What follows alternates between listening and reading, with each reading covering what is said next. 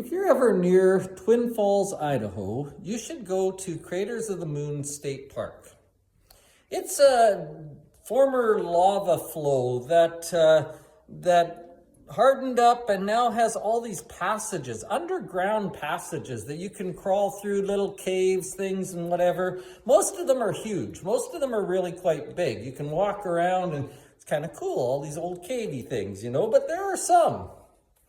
There is one passage in particular that I remember where you have to crawl on your stomach to get through it.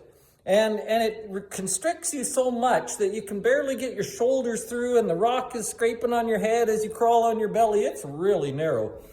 And it's dark. I remember it being dark. And I'm not claustrophobic. I don't care about any of that stuff, but I was there with my brother. We were on a bike trip at the time. And you could crawl through this really narrow part and get out to the other end. But I thought, we do lots of dumb things when we're together, and I don't really need somebody having to come and rescue us in the middle of nowhere underground so we didn't do that part. But I do remember how dark it was. And I do remember all these caves going all these different ways and all these different things, and it's all completely unguided. You just go and wander around. And I do remember feeling lost. And I do remember the feeling of that tunnel getting tighter and tighter and tighter, and kind of feeling like I didn't know where I was going and I didn't know how to get out. Do you know that feeling? Not necessarily in a cave, but do you know that feeling in your life? Where you kind of feel like you're here, and I just don't feel good about it. I don't know how I got here, or maybe I do know how I got here, and it's because I made some dumb mistake or made a bad decision.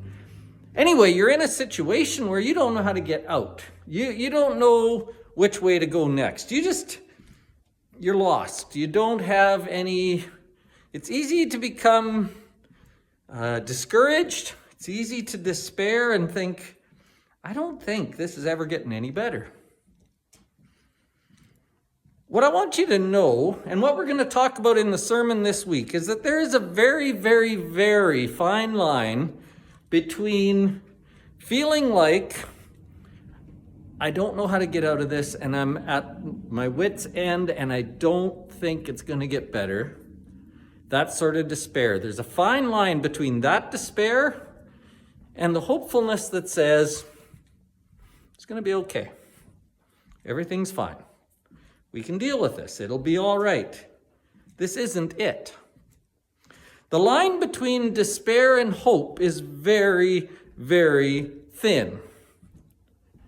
And it actually teeters on one factor. There is one thing that can change despair into hope. There is one thing that can change our bad circumstances into good ones. There is one thing that can take what feels uncomfortable and awful and make it feel better and okay.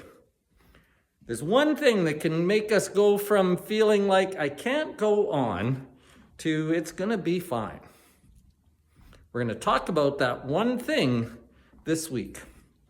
The sermon is called Open the Door, the one factor that changes despair into hope. It's going to be a really useful lesson for just about anyone. Invite your friends.